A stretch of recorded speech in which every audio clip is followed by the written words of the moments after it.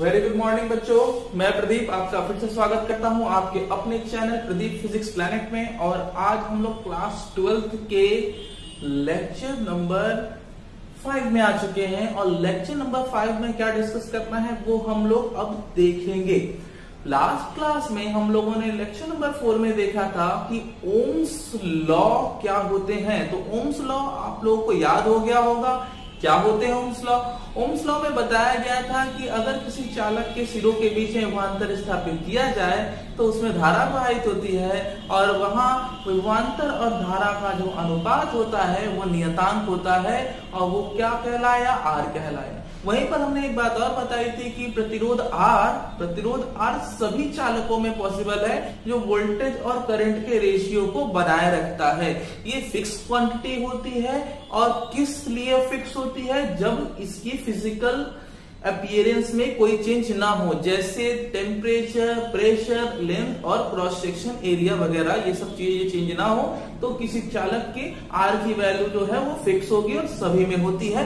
किसी में कम होती है, किसी में ज्यादा होती है। तो प्रतिरोध उसकी फिजिकल ओवरव्यू पे डिपेंड करता है, ये बता दिया था। आज हम लोग बात करने वाले हैं कि ओम का नियम मुक्त इलेक्ट्रॉन मॉडल के आधार पर कितनी हद तक वेरीफाइड है, सही है। आइए चेक करते हैं, ठीक है। तो यहां पे हम लोग देखेंगे अब कि मुक्त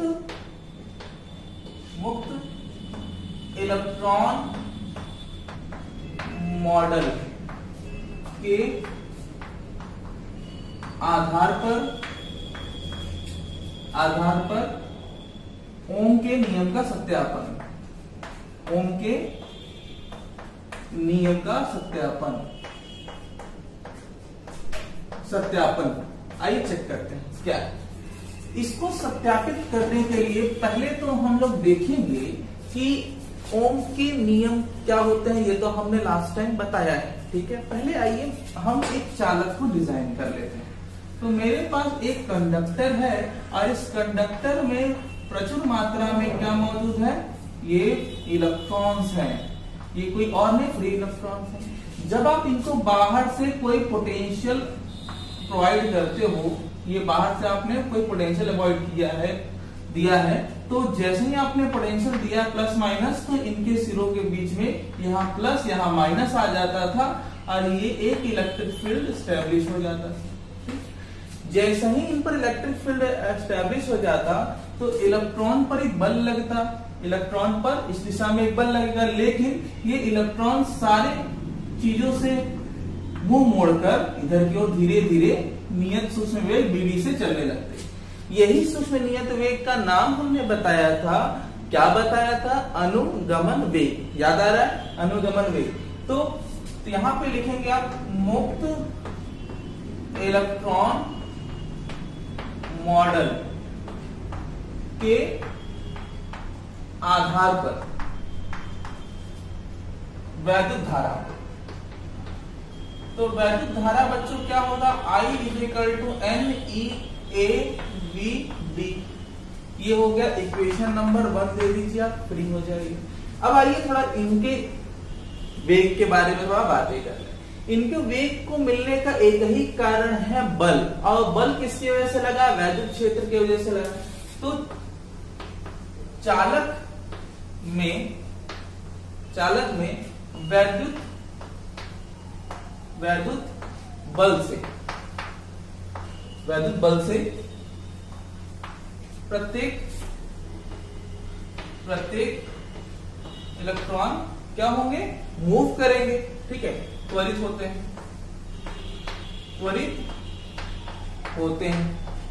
लीजिए भाई, त्वरित हो गए। तो ये किससे मिला इनको? ये मिला इनको F बराबर ma मिला। ये किसका नियम है? न्यूटन का। और ये F किसकी वजह से मिला था? वैद्युत क्षेत्र की वजह से। तो सभी बच्चों को याद होगा कि F = होता है Q × E होता है। वैद्युत क्षेत्र के फॉर्मूले से Q × E होता है, ठीक है। याद आ रहा है? Q × E। तो यहाँ पे Q × E से यहाँ पे आप वैल्यू रख देंगे तो F को आप हटा के क्या लिख सकते हैं बच्चों? Q × E लिख सकते हैं क्या? लिख दिया ना। अब यहां से क्या कुछ कैंसिल होगा? कभी नहीं। तो यहां से ए की वैल्यू आपको मिल जाएगी Q E upon M. Now the equation is recommended Q E by M. Okay fine. तो अब हम लोग इक्वेशन नंबर 2 तैयार कर सकते हैं। अब थोड़ा कंडक्टर के अंदर थोड़ा फिर से हम लोग एक बार झांकेंगे और समझेंगे क्या हो रहा है अंदर। तो जैसे ही हमने इनको बाहर से वोल्टेज दिया था तो ये रैंडमली मोशन करते हुए वापस से एक नियत वेग प्राप्त कर लिए थे। और ये एक दो इलेक्ट्रॉन नहीं है, बहुत सारे इलेक्ट्रॉन हैं। ठीक है, तो मान लेते हैं पहले कि प्रत्येक इलेक्ट्रॉन जो है वो बहुत सारे हैं और हर इलेक्ट्रॉनों का जो ऊष्मीय वेग रहा होगा पहले वो U1 U2 कुछ रहा होगा। ठीक है, तो यदि प्रत्येक इलेक्ट्रॉन के ऊष्मीय वेग क्या रहे हो U1 U2 UN। ठीक है, ये बच्चों क्या है? हर इलेक्ट्रॉनों का ऊष्मीय वेग, और हर इलेक्ट्रॉनों का ऊष्मीय वेग ये है तथा त्वरित गति के कारण त्वरित गति के कारण त्वरित गति मतलब त्वरण, सब पे तो एक ही होगा ए व श्रांतिकाल, क्योंकि टकराएंगे ये, तथा श्रांतिकाल। ठीक है, श्रांतिकाल बच्चों हो जाएगा टाउ1 टाउ2 ... टाउ1। ये कैसा श्रांतिकाल? हर इलेक्ट्रॉन एक दूसरे से कोलाइड करेंगे और हर कोलिजन का कुछ ना कुछ क्या होगा? टाइम इंटरवल होगा। ये कोलिजन का टाइम इंटरवल, हर कोलिजन का टाइम इंटरवल टाउ1 टाउ2 टाउ3 एंड ... टाउn मान लिया।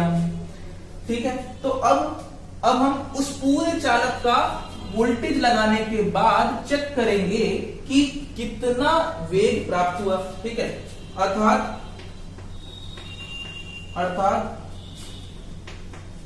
चालक में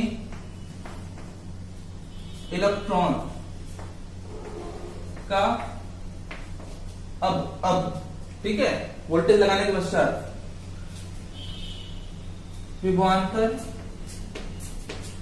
विभवांतर स्थापित करने के पश्चात वेग। तो बच्चों ये वेग क्या होगा? ये वेग होगा V1 V2 V3 सभी के होंगे, और औसत वेग क्या होगा? VD हो जाएगा। ठीक है, तो हम एक काम करते हैं, इसको हम अलग अलग ना लिख करके VD होगा लिख देते हैं। ठीक, अब थोड़ा और आगे चलते हैं, इसको मैं मिटा देता हूं बच्चों, अब इसका हमें कोई काम नहीं है।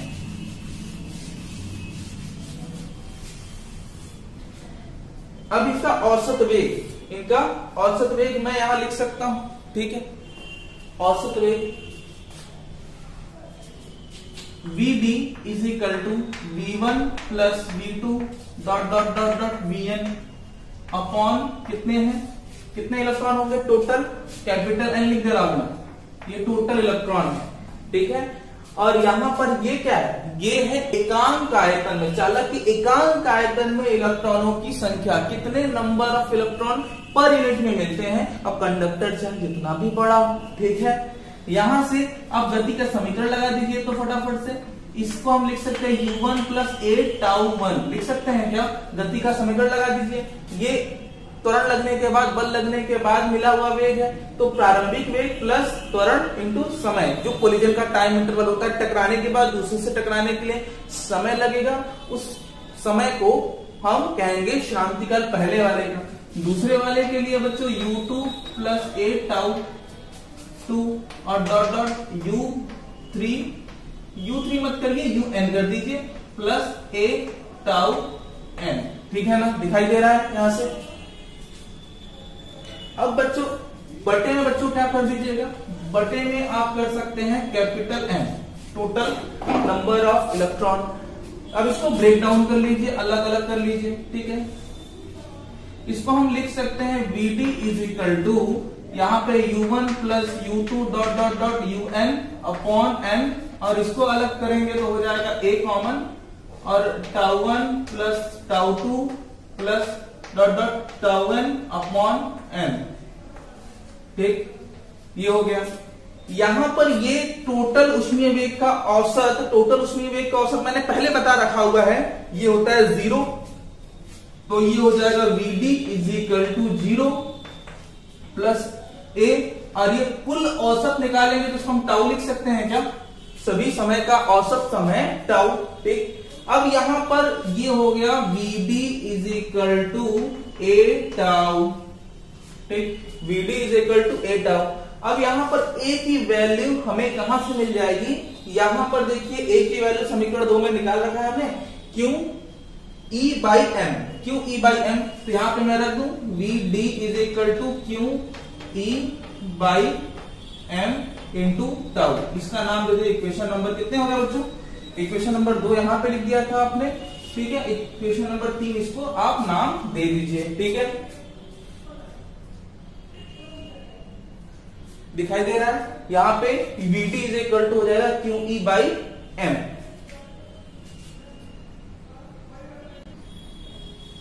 अब इक्वेशन नंबर 3 होने के बाद हम इसको मिटा रहे हैं बच्चों, थोड़ा सा इनकन्वीनियंट हो जाएगा इसलिए मुझे मिटाना पड़ रहा है। आप इसको नोट कर लीजिएगा पॉज करके। तो यहां पर बच्चों हमने समीकरण 3 जो तैयार किया था उसको हम आगे लेके चलना चाहते हैं। तो यहां पर Vd इज इक्वल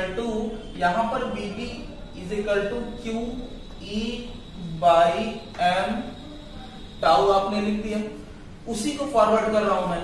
Vd की जगह पे मुझे कुछ वैल्यू चाहिए और अभी हमने समीकरण 1 में लिखा हुआ था, तो Vd की जगह पे जो वैल्यू आएगी समीकरण 1 से आप लिख दीजिएगा। समीकरण 1 से तो वहां पर I इज इक्वल टू क्या था? NE A Vd। Vd की जगह पे आप ये सारी वैल्यू रख दीजिए।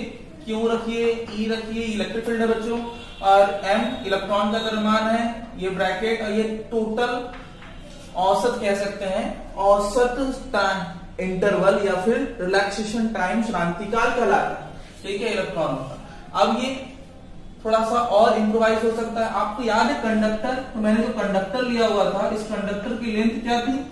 लेंथ थी L।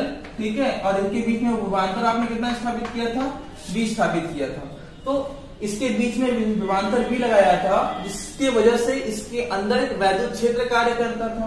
वैद्युत क्षेत्र और विभवांतर में संबंध याद होगा बच्चों। ठीक है, थोड़ा सा और आगे चलते हैं। चूंकि चालक सिरों के मध्य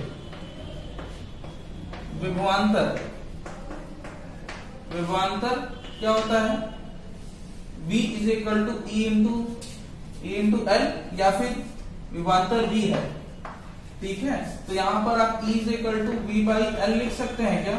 तो यहां पर समीकरण नंबर हो गया 4। इस 4 को हम ला करके इसमें रख देंगे वापस से। ठीक है, वापस से रख देंगे। इसको मैं मिटा दूं, आज इसकी कोई जरूरत नहीं है।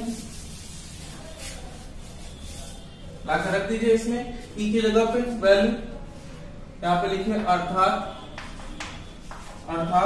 I is equal to NE A, और फिर यहां पर आपको ये वैल्यू QE मिली थी, Q अपॉन M, और E जगह पे वैल्यू रख दीजिएगा E V बाई L, और साथ में क्या है बच्चों? टाउ।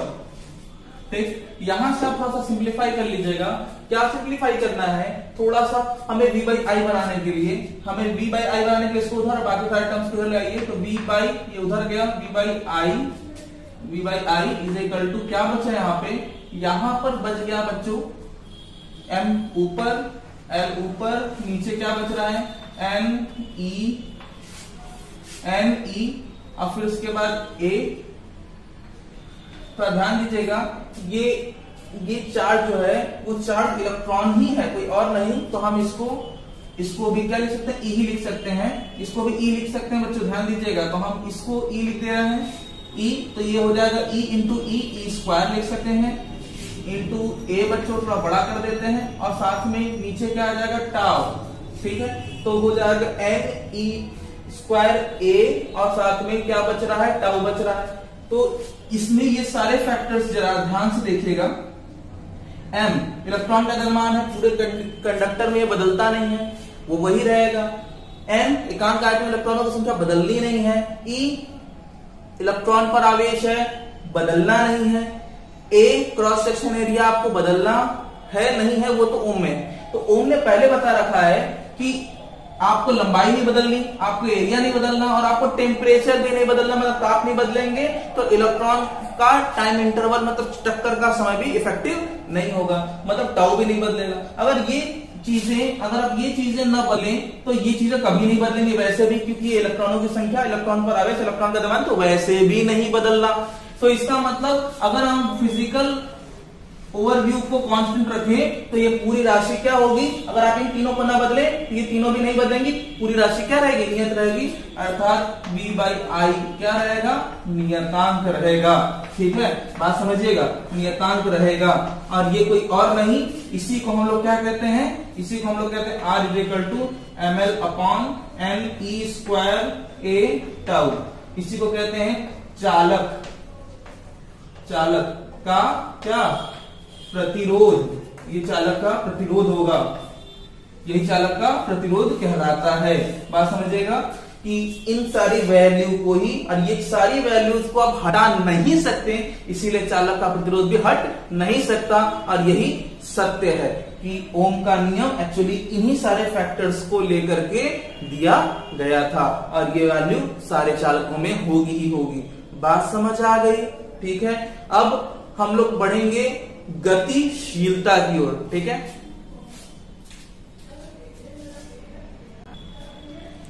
तो हम लोग देखेंगे बच्चों गतिशीलता, मोबिलिटी। ठीक है, गतिशीलता जिसको हम लोग कहते हैं mobility, this was called mobility.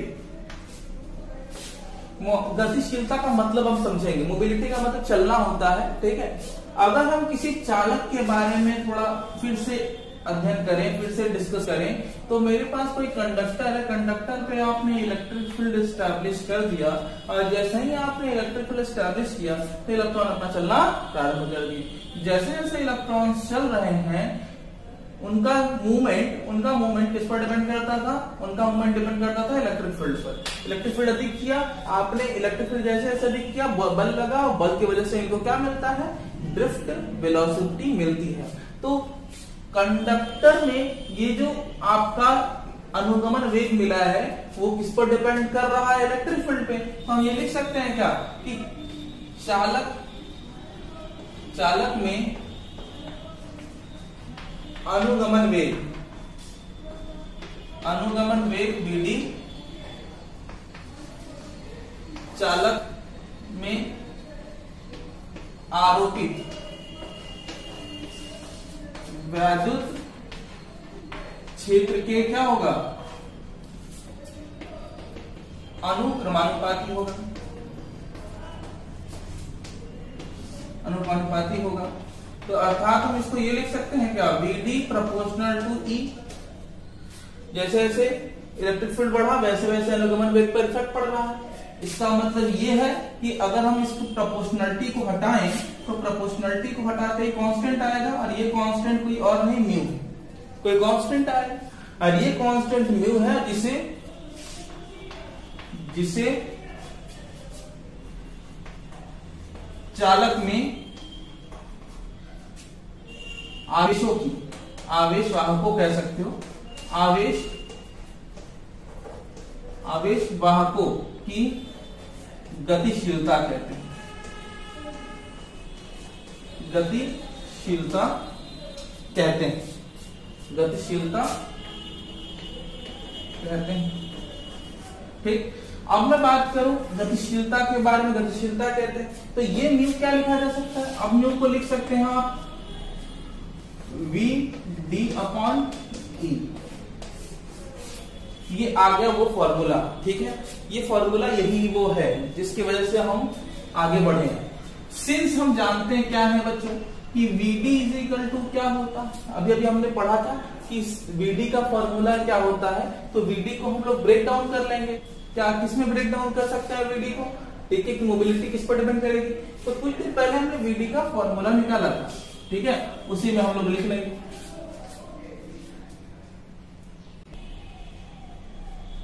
तो बच्चों अगर VD को हम लोग लिख सकते हैं क्या E by small m into tau, याद आ रहा है। वीटी को हम लिख सकते हैं E upon M into tau.